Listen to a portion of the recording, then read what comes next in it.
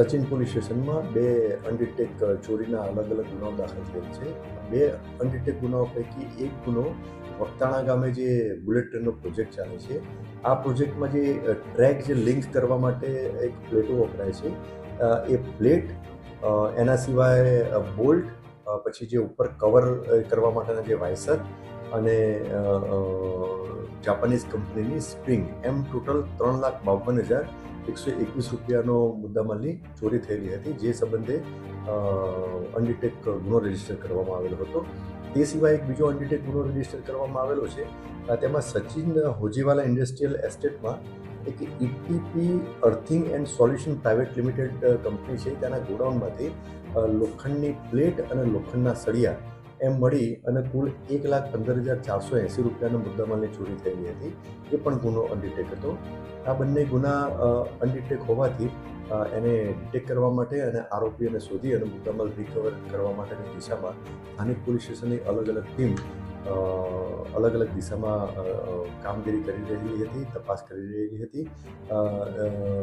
દરમિયાન સચિન પોલીસ સ્ટેશનમાં ફરજ બજાવતા ડિસ્ટાફના કર્મચારીને એક સ્પેસિફિક બાતમી મળેલી હતી કે સામરોદ ગામના 4 આરોપીઓએ આ ગુનો કરેલો છે.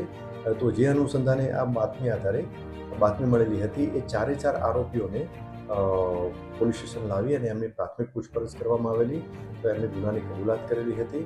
આ 4 આરોપીઓ ના જે નામ આપને જણાવું તો એક આરોપી સાહિદ ઉર્ફે આઠુ સાજિદ પઠાણ, બીજો આરોપી મોહમ્મદ શહેજાદ ઉર્ફે હેન્ડસમ સાજિદ પઠાણ, ત્રીજો આરોપી સાહિલ સાજિદ પઠાણ અને ચોથો આરોપી શહીદ મહેમૂદ શાહ.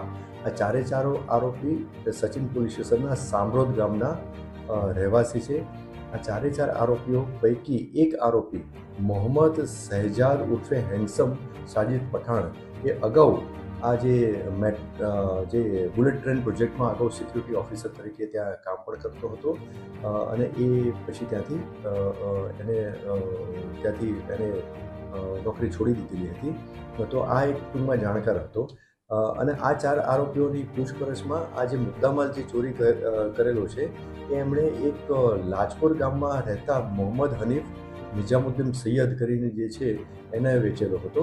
એટલે આ 5મા આરોપીનું પણ એક રિસીવર તરીકેની ભૂમિકા જણાઈ આવતા એની પણ તપાસ કરી અને એ મળી આવતા એની પણ પૂછપરછ કરી અને એની ગુનાહિત સંડોવણી જણાઈ આવતા આ 5મા આરોપીને પણ ધરપકડ કરવામાં આવેલી છે.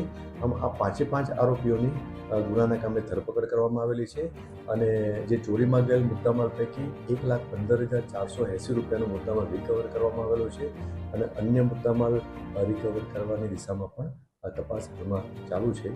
આ 5 આરોપીઓની આજ દિન સુધીની તપાસ દરમિયાન કોઈ ગુનાહિત ઇતિહાસ જણાઈ આવેલો નથી. તેમ છતાં એ દિશામાં પણ હાલમાં તપાસ ચાલુ છે.